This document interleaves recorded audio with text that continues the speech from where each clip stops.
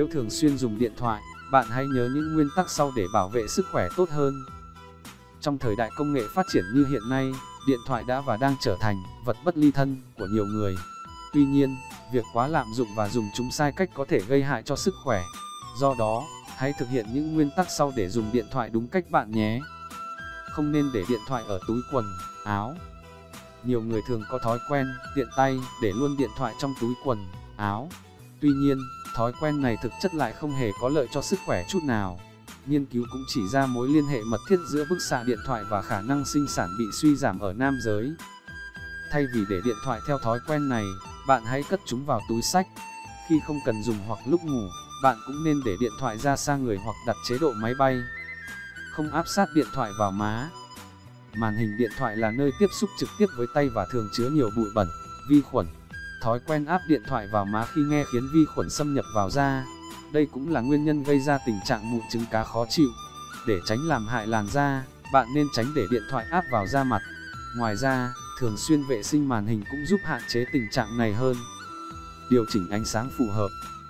Nếu bạn thường xuyên dùng điện thoại thì việc điều chỉnh ánh sáng phù hợp sẽ giúp hạn chế các vấn đề về thị giác. Để điện thoại quá tối hay quá sáng đều không có lợi cho mắt khi nhìn liên tục trong thời gian dài.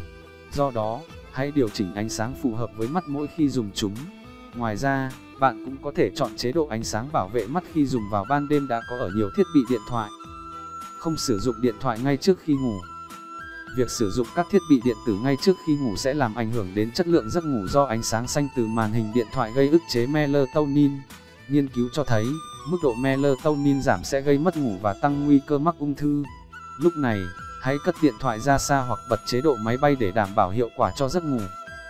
Không dùng điện thoại khi đi vệ sinh. Thói quen dùng điện thoại khi đi vệ sinh sẽ vô tình rước cả ổ vi khuẩn vào người. Những vi khuẩn tích tụ trên điện thoại có thể xâm nhập vào cơ thể và gây hại sức khỏe. Thói quen vừa giải quyết, vừa nghịch điện thoại cũng khiến tuần hoàn máu ở khoang chậu bị ảnh hưởng, lâu dài gây ảnh hưởng đến hoạt động của ruột. Sau khi biết được thông tin này, bạn hãy thay đổi ngay thói quen trên nhé. Không vừa sạc vừa dùng điện thoại. Đã có không ít những trường hợp dùng điện thoại khi sạc gây cháy nổ rất nguy hiểm. Bởi vậy, bạn nên tránh dùng điện thoại trong khi đang sạc pin để không gặp những trường hợp đáng tiếc. Bên cạnh đó, lựa chọn các thiết bị sạc đảm bảo cũng giúp hạn chế được tình trạng nguy hiểm này.